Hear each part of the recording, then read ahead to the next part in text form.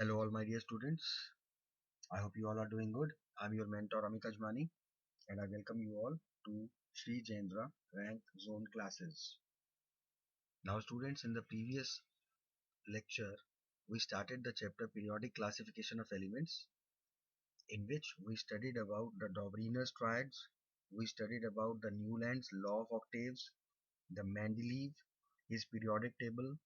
We studied about the various limitations of all of them, whether it was Dobryner's or Newland or Mendeleev. And in 1913, Moseley, giving the idea that atomic number should be considered more fundamental property for classification, changed everything. And we saw how, based on the atomic numbers, all the drawbacks of Mendeleev's were removed. And our modern periodic table is based on the atomic number. So this is what we are going to study in today's class. We'll be studying about the modern periodic table or the long form of periodic table. This modern periodic table was prepared by Niels Bohr, and it is also known as the long form of periodic table.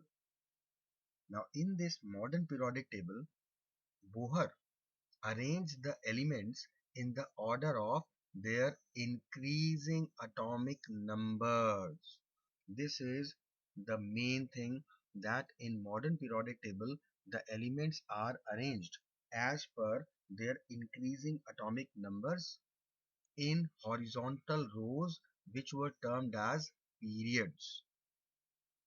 Then all the other elements which were having the same number of valence electrons, they were placed under each other in such a way that all the elements having same number of valence electrons come in the same vertical column, and these vertical columns are termed as groups.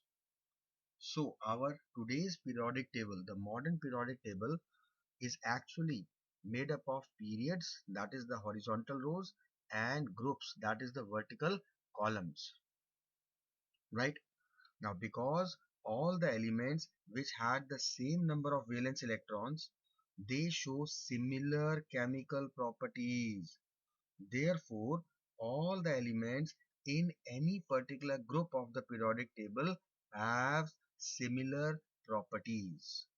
This is what long form of the periodic table is. Please try to relate it. First thing is, we have got these horizontal rows which are termed as periods. In modern periodic table, we have total 7 periods. This is period number 1, period number 2, period number 3, 4, 5, 6 and 7.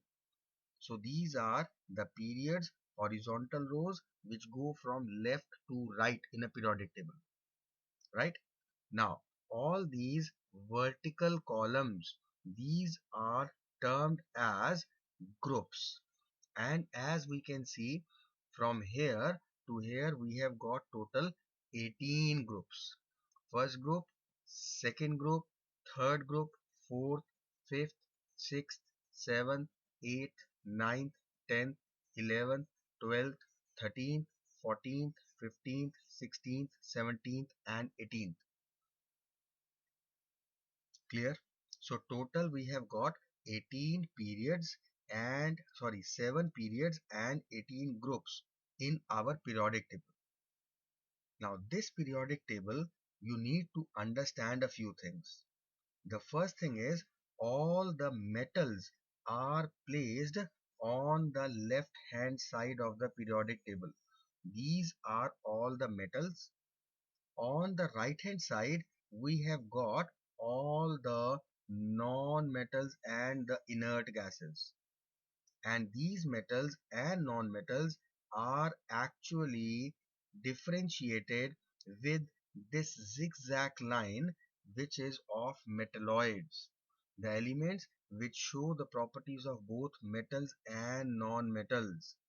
You need to relate a few metalloids like boron, like silicon, germanium, and arsenic, etc. These are all the tellurium, polonium, these are all metalloids. We can relate that metals are much more in number as compared to the non-metals. Now these metals are also bifurcated into two types. One are the light metals and other are the heavy or the transition metals. Group number 1, group number 2, group number 13 and a bit of 14 also, in the downward side they actually contain all the light metals. But from group number 3 to 12, these all are transition metals or heavy metals. Clear? One other important thing that we need to relate is that this periodic table, just try to relate my marker. This periodic table, I am just outlining the whole of the periodic table. This is one, but if we try to differentiate on the extreme left hand side, there is a gap between hydrogen and lithium, and this hydrogen has been placed separately over the group 1 metals, which are the alkali metals. So this is what we studied in the previous class, that hydrogen has been assigned a special place. It is placed above the group 1 metals. It is not a part of group 1. Clear? So this is what exactly our long form of periodic table looks like. Try to relate once again. This long form of the periodic table or the modern periodic table consists of these horizontal rows, which are termed as periods, and there are in total 7 periods, and the elements are placed moving from left to right. Then the vertical columns are called groups, and there are total 18 groups in which we will relate elements going from top to bottom. Right? 7 periods, 18 groups. Clear? From group number 3 to 12, we have got transition metals or heavy metals. Group number 1, 2 and 13, they contain the normal light metals. From group number 14 to 18, we have got the non-metals, and a zigzag line of metalloids will differentiate the metals and the non-metals. These metalloids separate the metals and non-metals in a particular periodic table. Clear? At the moment, there are 118 elements which are known to us. We have to study the details of periods and groups. Let us start up with periods. What are periods? These are the horizontal rows of elements in a periodic table. As we have seen, there are total 7 periods in the long form of the periodic table.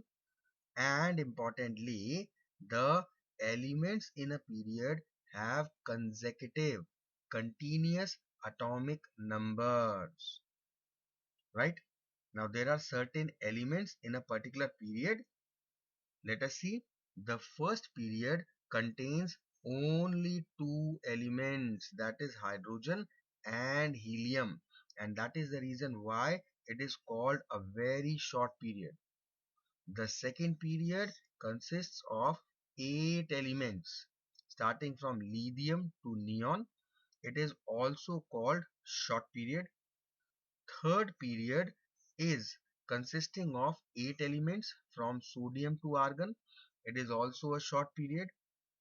The fourth period contains 18 elements from potassium to krypton. It is a long period because it contains 18 elements.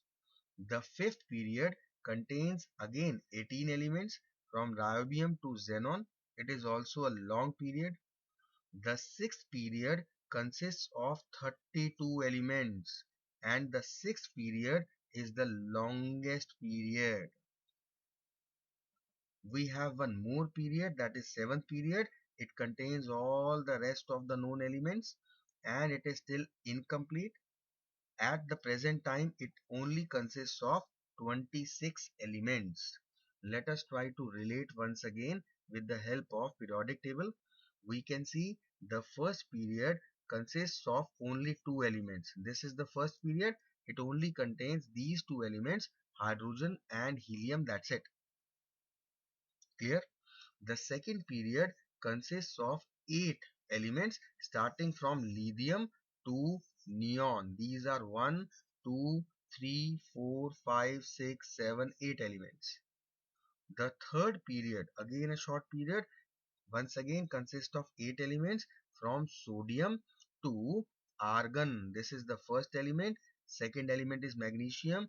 Third, fourth, fifth, sixth, seventh, eighth. The fourth period and the fifth period, they are long periods. They contain 18 elements. The fourth period consists of 18 elements starting from potassium to krypton, and the fifth period from niobium to xenon. These are the 8 elements present in fourth period and 8 elements present in fifth period. The sixth period is the longest. It contains 32 elements. Now normally students say, sir, it is just like fourth and fifth period. How we can accommodate 32? So important thing is this part, 57 to 71.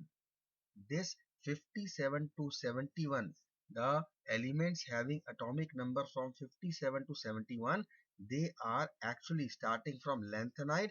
That is why they are known as lanthanide series. These all the elements also are present in the sixth period, because of which it is the longest. Similarly, in 17th period, we have got 89 to 103 starting from AC, that is actinide. That is why it is called actinide series. It goes from elements having atomic number 89 to 103, right? So this is all about the periods: short, very short, long, and the longest. Importantly, except period 1, all other periods start with alkali metals like lithium, sodium, potassium, and all these will end with noble gases like neon, argon, krypton. Why not the first period? Because the first element of the first period is hydrogen, which is never included in alkali metals, right? Another important point to remember is that the first element of every period has one valence electron, whereas the last element of every period, which are known as noble gases, they have got 8 valence electrons. But we have an exception here. The exception is the element helium, which is the last element of the first period, and it contains only 2 valence electrons because it has got only one shell, that is the K shell. Except helium, all the elements of 18th group, which are the noble gases group, they contain 8 valence electrons. Fine. Now talking about the groups. What are groups? The vertical columns in a periodic table are called groups. We know, we have seen there are 18 groups in the modern periodic table, and they are numbered from 1 to 18. The groups 1, 2 and 13 to 18, they all contain the normal elements, whether it is metals or non-metals. They are normal elements, which are also termed as representative elements. Now, why exactly they are called normal elements? Because in these elements, all the inner shells are completely filled with electrons. Only the outermost shells are incomplete. When we talk about the elements of group number 3 to 12, whom we termed as transition elements or the heavy metals, they are transition because in these elements, outermost shell as well as the next to outermost shell are incomplete, and they are in the process of being filled with electrons. That is why they show different kind of properties. Now, all the elements which are belonging to a particular group is known as a family and is usually named after the first element. For example, the group 13, it starts with boron, so all the elements of group 13 will be categorized under boron family, right? Now, some groups have got typical names which you need to learn. This is important.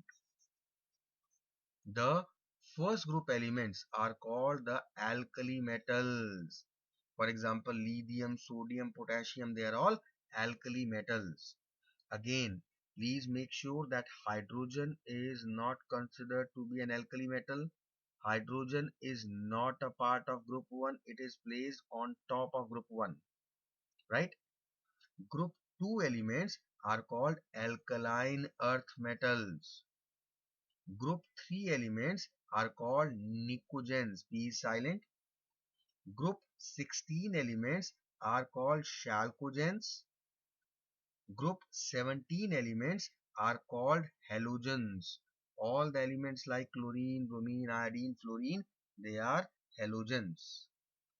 Group 18 elements are known as noble gases or the inert gases. For example, helium, neon, argon, krypton, they are all in the group 18 and they are all noble gases. All these noble gases, as we have studied above, they have got 8 electrons in their outermost shell, but with an exception of helium, which has only got 2 electrons in its outermost or the K shell, right? So these names you need to learn. Group 1 alkali metals, Group 2 alkaline earth metals, Group 3 nicogens, Group 16 chalcogens, Group 17 halogens, and Group 18 are noble gases or the inert gases. Quite important, right? So this is about our groups. Now, all the elements are placed in these groups depending upon their valence electrons. If the elements are having one valence electron, they will be placed in group 1. All the elements having two valence electrons are placed in group 2. And when we are talking about elements, we are talking about normal elements, light elements. That is why we do not consider from group number 3 to 12 elements. That is the transition elements, right? So elements which will be having 3 valence electrons, they are not placed in third group, but they are placed 10 plus 3, 13 groups after 12th. Elements having 4 valence electrons are placed in group 14, not 4th. Elements having 5 valence electrons are placed in group 15. Elements with 6 valence electrons in group number 16. Elements with 7 valence electrons in group number 17. Elements having 8 valence electrons in group number 18, except helium having 2 valence electrons in the K shell. This is helium, which is an exception. Clear? So this is how elements are placed in the various groups. Now talking about the periodic properties, properties which show a regular gradation while you are moving from left to right in a period, or you are moving from top to bottom in a group. So those properties which show regular gradation, these are called periodic properties. Some of them that we'll be studying about are the atomic size, the ionization energy, the electron affinity, the valence electrons, the valency, the reactivity. This is all that we are going to study next. First of all, let us see the properties of elements present in a particular period. Now we know that in a period we go from left to right in the periodic table. So let us see the elements which are present in a particular period, any period, period number 2 or period 3 or period 4, what type of characteristic properties do they exhibit. The first property that we'll be studying is the valence electrons, that is the number of electrons in the outermost shell. Now when we are moving from left to right in a period, the number of valence electrons in the elements, they will increase from 1 to 8, except the first period, because the first period only consists of two elements, hydrogen and helium. So there it will increase from 1 to 2 only. The rest, the valence electrons will increase from 1 to 8. And again, when we are talking about all these properties, we are considering the normal elements, that is, the elements of group 1, group 2, group 13, group 14, group 15, group 16, group 17, and group 18. We are not considering the elements of group 3 to 12, that is the transition metals. We are not yet studying about them, right? This thing we have already discussed earlier, that the first element in every period will have one valence electron, and the last element in every period will have 8 valence electrons, with an exception of helium having only 2 valence electrons. And all the elements in a period have consecutive atomic numbers. This is how they are placed, increasing atomic numbers, right? So this is the first characteristic, that is the valence electrons, and we have to remember that the valence electrons will increase from 1 to 8. Talking about the second property, valency. Now when we move from left to right in each short period, the valency of elements increases first from 1 to 4 and then decreases to 0. The first element will have one valency, second will have two, third will have three, fourth will have four, but the fifth element will have three valency. The sixth will have two valency, seventh will have one, and the eighth element of the inert gas group will have zero valency. Valency we already know, the number of electrons lost or gained to become stable, right? So those elements who have got 1, 2 or 3 valence electrons, they will lose electrons, right? And those having more than 4 electrons, they will gain electrons, right? Next, quite important characteristic is size of atoms or the atomic size. Now when we talk about the size of an atom, it is the distance between the center of the nucleus and the outermost electron shell of an isolated atom. So we can also say that the size of the atom or atomic size refers to the radius of atom or the atomic radius. Since we know that the atoms are very small, so this atomic size is expressed in a unit which is very small. This is picometer, and 1 picometer we know that it is equivalent to 10 to the power minus 12 meter. Now what exactly happens to the atomic size? When we move from left to right in a period of the periodic table, the size of the atoms decreases. Fine. So the first element of any period will be the biggest and the last element will be the smallest. Clear? Next characteristic property is metallic character. Now when we move from left to right in a period, the metallic character of elements decrease.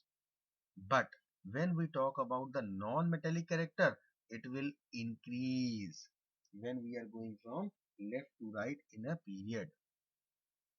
Next property is nature of oxides. When we move from left to right in a period, the basic nature of oxides decreases and the acidic nature of oxides increases. Why? Because on the left hand side, we know that these are metals and metal oxides are basic in nature, and in the modern periodic table, the right hand side is occupied by non-metals, and the non-metals we know they form acidic oxides. Clear? So these are the five properties, characteristic properties that we need to remember when we are talking about the elements of a particular period going from left to right. Let us see the same properties when we are talking about a group. Now in a group, we will move from top to bottom because these are vertical columns. The first property, valence electrons or the outermost electrons. All the elements of a particular group of a periodic table will have the same number of valence electrons, and that is why they are placed below each other in a particular group. So they will have same valence electrons. Similarly, when we talk about the valency, the number of valence electrons which actually determine the valency is the same in all the elements in a group. Therefore, all the elements in a group will have the same valency. Now, what will be the valence electrons and what will be the valency depends on which group we are talking about. If we are talking about group 1, then the number of valence electrons in all the elements of group 1 elements will be 1, and because they will lose this 1 electron, their valency will also be 1. When we talk about group 2, in that case the elements placed in group 2 will have 2 valence electrons which they will lose, therefore their valency will also be 2. All the elements in group 13 will have same valence electrons, that is 3 valence electrons, which they will lose, so their valency will also be 3. All the elements of group 14, they will have 4 valence electrons and their valency will be 4 because they will be requiring to lose or gain 4 electrons. Now is important when we talk about group 15 elements. Now the valence electrons in group 15 elements will be 5. But now instead of losing, they will gain 3 electrons to become stable by having 8 electrons in their outermost shell. By completing their octet, so their valency will not be 5, it will be 3. Similarly, when we talk about group 16 elements, the valence electrons will be 6. But in order to become stable, they require 8 electrons, and for that purpose they will be gaining 2 electrons. Therefore, their valency will not be 6, it will be 2. For elements of group 17, the valence electrons are 7, but their valency will be 1. For all the elements of group 18, the valence electrons will be 8, of course, except helium, which has got 2 valence electrons, and because they are all inert gases, they have got all their shells completely filled. That is why their valency will be 0. Right? We also know that the elements having 0 valency are known as zero valent. The elements having 1 valency are called monovalent elements. Valency 2 are called divalent, valency 3 are called trivalent, and valency 4 are called tetravalent. Clear? So this is all about the valency and valence electrons in any particular group. Next, we come to the size of atoms or the atomic size. Now, when we are going from top to bottom in a particular group of the periodic table, the size of the atom will always increase. Why is it so? The simple reason is on moving from top to bottom in a group, a new shell of electrons is added to the atoms at every step, and therefore the number of electron shells in the atoms increases gradually, due to which the atomic size also increases. So the element at the top of any group will be of the smallest size, and the element present at the bottom of the group will be of the largest size. Clear? Now talking about the metallic and non-metallic character, there is a contrast here. When we go down in a particular group of the periodic table, the metallic character increases, but it is opposite in the case of non-metallic groups. When we go down in a group of the periodic table, the non-metallic character or the electronegative character, it decreases. So this is very important that you need to remember that if we are talking about the metallic character of element, which will be found in group 1, group 2 and group 13 elements, then on going from top to bottom, the metallic character will increase. But when we are talking about group 15 or group 16 or group 17 elements, in that case, if we go from top to bottom, then these are non-metallic groups and the electronegative non-metallic character of element will decrease. Clear? Next and last property is nature of oxides. We know that metals form basic oxides, non-metals form acidic oxides. So whenever we are talking about the elements of group 1 or group 2 or group 13, that is the metallic groups, they will all form the same type of oxides, that is basic oxides. And when we are talking about the elements of group number 15, 16, 17, these are non-metallic groups consisting of non-metals in them. And because they all are going to make acidic oxides, so on going down in a group of the periodic table, there is no change in the nature of oxides of elements. As I've said, the nature of oxides of all the elements of a particular group will be same. All the elements in group 1, 2 or 13 for that matter, they will form basic oxides, and group 15, 16, 17, they will form acidic oxides. Clear? So these are the few characteristic properties of the elements in a particular period when we go from left to right, or a particular group when we come from top to bottom. Got it? Coming to the next part, that is atomic radii. As we have told, what is atomic radii? It refers to the distance between the center of the nucleus of atom to its outermost shell of electrons.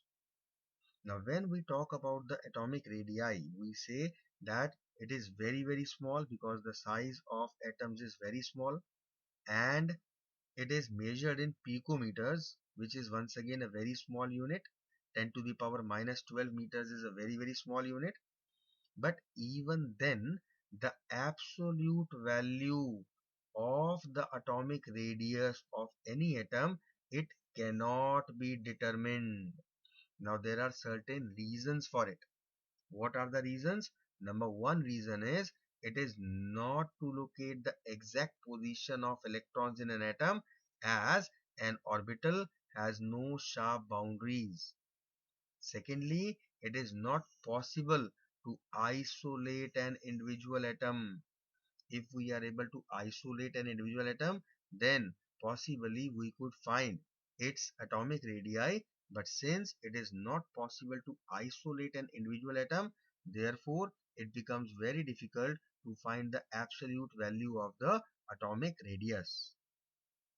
Next, in a group of atoms, the probability distribution of electrons is influenced by the presence of the neighboring atoms, and that is why it becomes difficult to find the absolute value of atomic radius. And since we cannot find the absolute value of atomic size or the radius of the atom, that is why it is expressed in terms of operational definitions such as covalent radius or van der Waals radius or ionic radius or metallic radius. We will not be going in depth of all these types, just we need to relate the names, that's it. Right?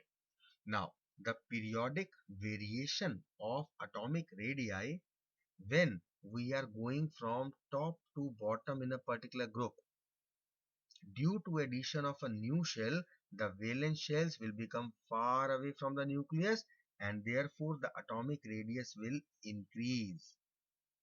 And when we talk about periods, when we are moving from left to right in a particular period, now we say that the size of the atom decreases.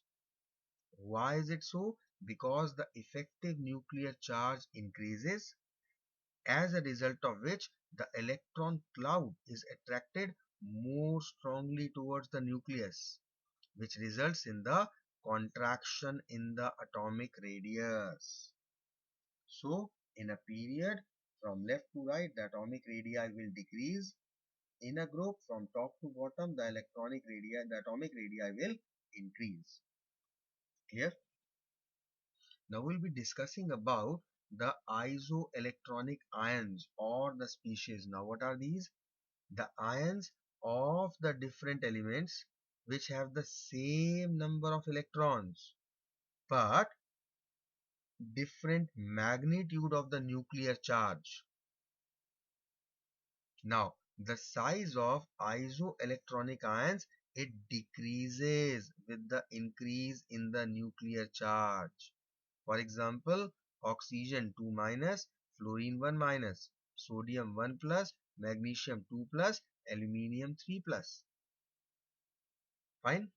Let us study a bit more about it in the form of ionization energy. Now, what exactly is ionization energy? Ionization energy is the amount of energy required to remove an electron from the last orbit of an isolated or free atom in gaseous state. So many conditions applied. First thing is, it is the amount of energy to remove an electron.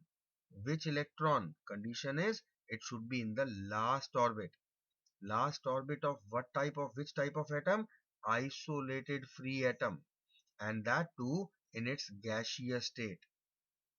That is called the ionization energy or ionization potential energy, or it is also termed as first ionization energy of the element. For example, if M is a metal in the gaseous form, N is an element in the gaseous form, we will give the ionization energy because of which we are able to actually remove an electron from it. Right? This is the first ionization energy of the element. Quite importantly, the amount of energy is required to remove the subsequent electrons after the first, that is the second or the third or the fourth, from the monovalent gaseous cation of the element, one after the other. They are collectively called successive ionization energies. So if we are removing the first electron, it is the first ionization energy. One electron is getting removed. The metal has come, or the element has come in its ionic form.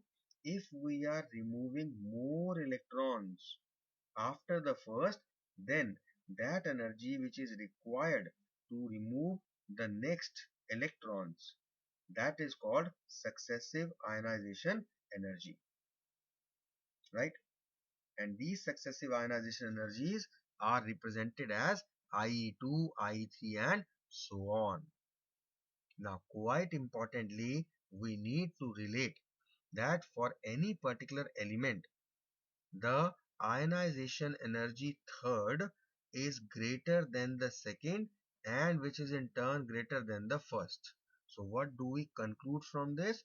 That in order to remove the first electron from any element, the amount of energy required is less. For removing the second electron, more ionization energy is required, and for removing the third subsequent electron, further more energy is required, right? This is quite important. Now this ionization energy is expressed in electron volt per atom, or it can also be expressed as kilocalories per mole or kilojoule per mole.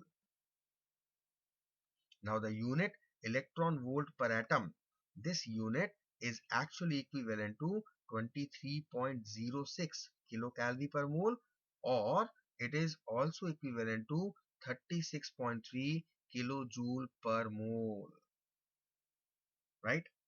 Now when we talk about this ionization energy in context of our periods and groups of the periodic table, this is what we need to relate, that in general the first ionization energy increases along the period when we move from left to right, even though there are certain exceptions to it. For example, when we talk about the elements of group 2 to 3, then the ionization energy decreases.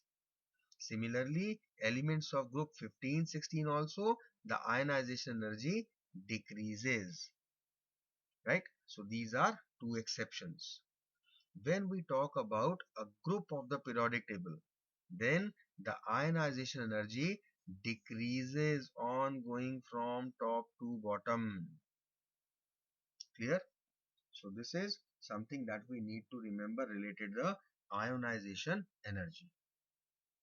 The next topic that we need to relate is electron affinity. Now, what exactly is electron affinity?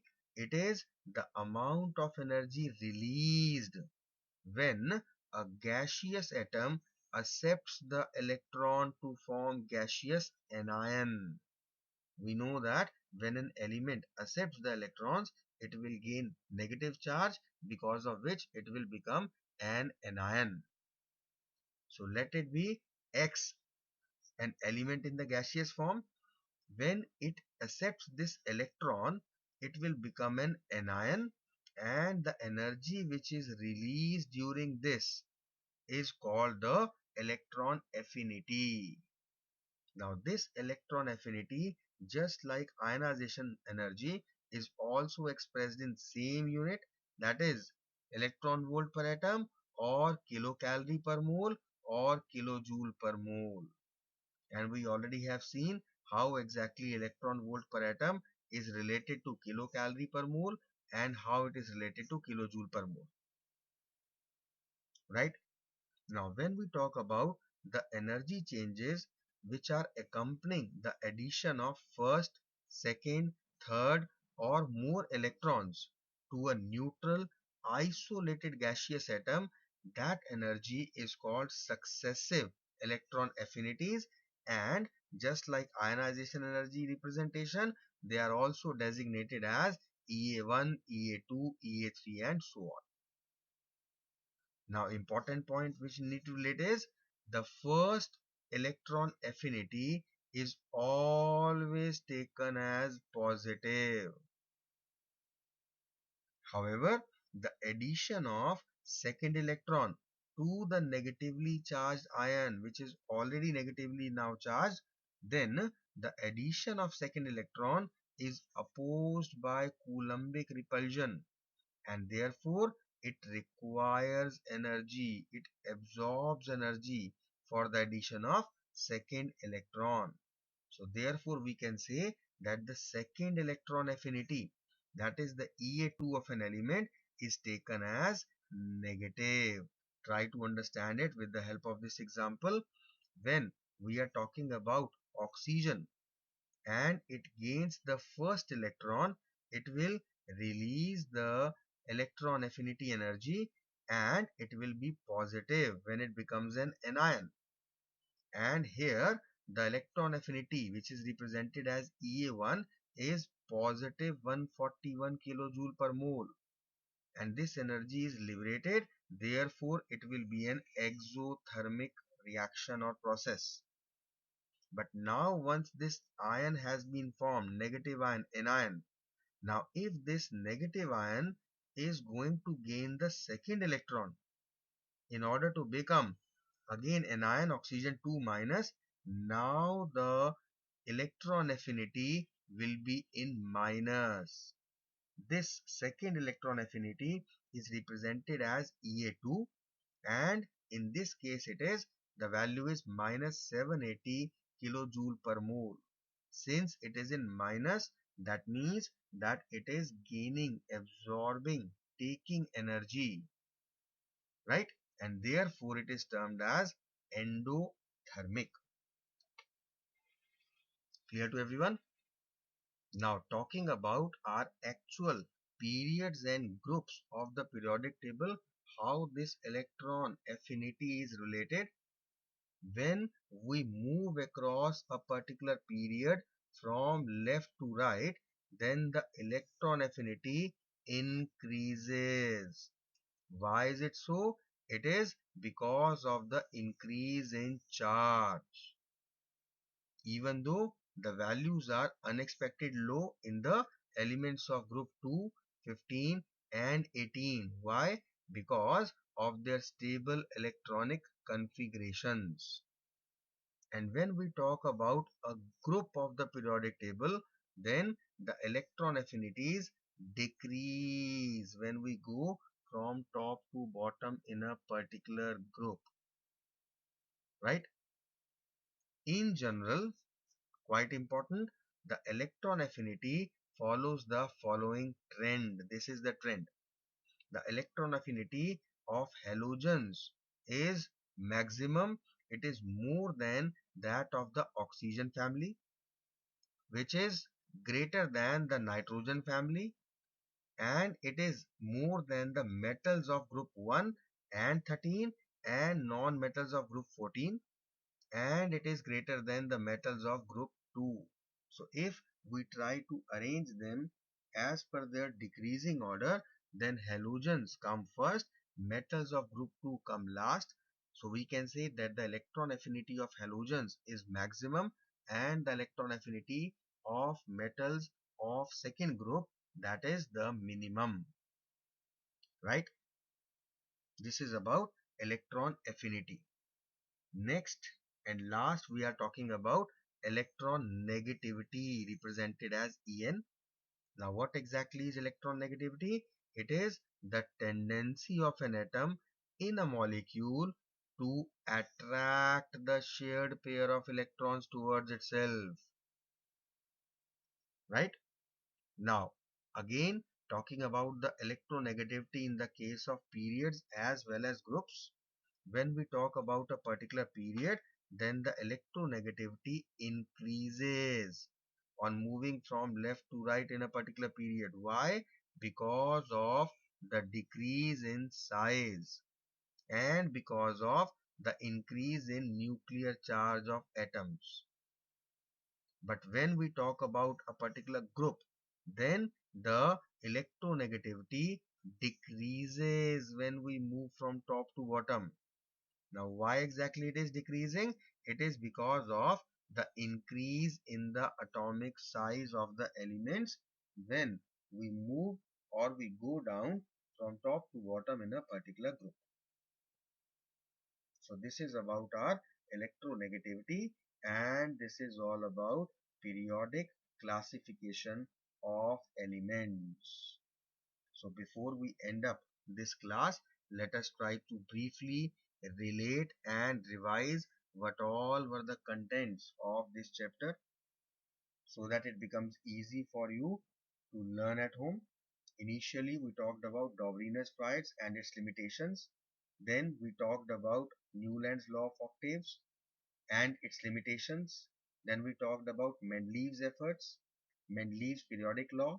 We talked about the merits of Mendeleev periodic law, and we further explained the anomalies or the drawbacks of Mendeleev's periodic table.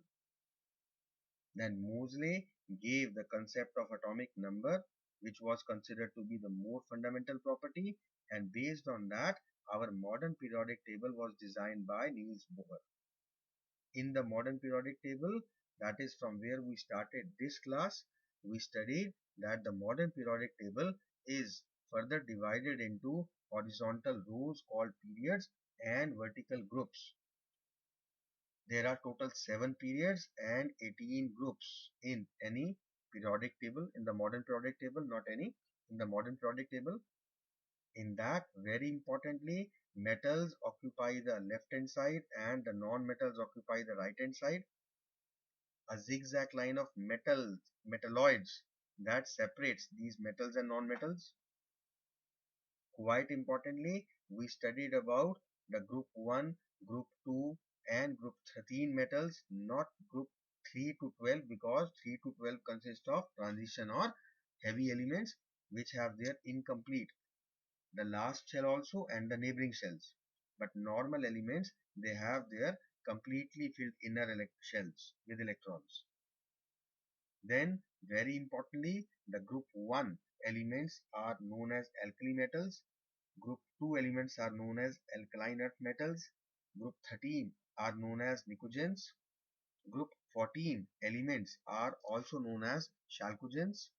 Group 17 elements are called halogens, and group 18 elements are called inert gases. Then we studied the characteristic properties of elements while going from left to right in a period, and also in the groups while coming from top to bottom in a group. Five chemical properties, characteristic properties, not chemical, characteristic properties we studied. First characteristic property was the valence electron. Second was valency. Third, we talked about the size of atoms. Fourth, we talked about the metallic and non-metallic character. And fifth, we talked about the nature of oxides. Correct? In a period, when we discussed, we said that in a period, the valence electrons on moving from left to right will increase from 1 to 8. Valency will first of all increase from 1 to 4, then decrease to 0. The size of atoms will decrease on going from left to right. The metallic character will decrease and the non-metallic character will increase while going from left to right in a period. The nature of oxides, group number 1 to 13, all metals. So initially the element in a period they will form basic oxides, and later acidic oxides will be formed. Talking about all these properties in a group, all the elements in a particular group have same valence electrons depending upon which group they are present. Group 1 valence electron will be 1, group 2 valence electron will be 2, group 13 valence electron will be 3, group 14 valence electron will be 4, group 15 valence electron will be 5, group 16 valence electron will be 6, group 17 valence electron will be 7, group 18 valence electrons will be 8 except helium, which has got two outermost electrons. Then talking about the second characteristic property, valency. Again, all the elements of any particular group will show the same valency depending upon which group we are talking about. All the elements of group 1 will have 1 valency. All the elements of group 2 will have 2 valency. All the elements of group 13 will have 3 valency. All the elements of group 14 will have 4 valency. All the elements of group 15 will have 3 valency. The elements of group 16 will have 2 valency. The elements of group 17 will have 1 valency, and the element in group number 18, they will have 0 valency because they are all inert gases. They do not need to react. They are totally inert because of their complete filled outermost shells. Right? Now, after talking about this, we talked about the ionization electric species. Then we discussed about the ionization energy. We talked about electron affinity, and we talked about electronegativity. And we saw how the ionization energy, how electron affinity, and how electronegativity, they vary on going from left to right in a period and on going from top to bottom in a group, and what was the reason for that. So this is all about our periodic classification of elements. Chapter has been completed. So till now I have just been speaking and speaking and speaking. So now let's have a pause, and now let's talk about something which is beneficial to me. Till now I was teaching for you people. It was all your work I was doing. Now let me ask for something for me, and that, as you all already know, quite some time studying from me now. So after the completion of the chapter, the one thing coming in the mind is, sir is going to once again give us a lecture on learning the chapter. No? The same thought already striking the mind. As always, an important thing is, so many chapters we have done, so many chapters we have completed, and in the last class of each chapter, the same words, the same advice, the same lecture has been repeated again and again. Why? because we as a student needed to be constantly reminded of our duties and responsibilities. That is a problem. But that is not an issue with our teachers because we are in a habit of repeating. We are in a habit of speaking all the time. We are in the habit of being well wishers and thinking good of our students. So try to be responsible. And in the next class, obviously, I'll be discussing the question answers of this chapter, for which, as always, it will be beneficial if you are already prepared. How and why it is beneficial, I have been telling you so many times, not repeating it. But of course, make sure that before the next class, you go through all the things and not only read and understand, but try to learn also. Correct? So time to end the topic, time to end the class. Definitely we are going to meet up in the next class very soon for the question answers. And this time I'm sure that my words will make some difference and more students. I'm not expecting all of you to learn. I'm not expecting all of you to um, abide by what I am saying. Just like, okay, sir, you have told your command is our what you can say. No, no, your demand is our command. This is something a saying I've heard somewhere. So it is not going to happen. But the more number of students preparing well, the more better it will be. Fine. So let's catch up in the next class. Till then, study well. Take care of yourself. Thank you so much.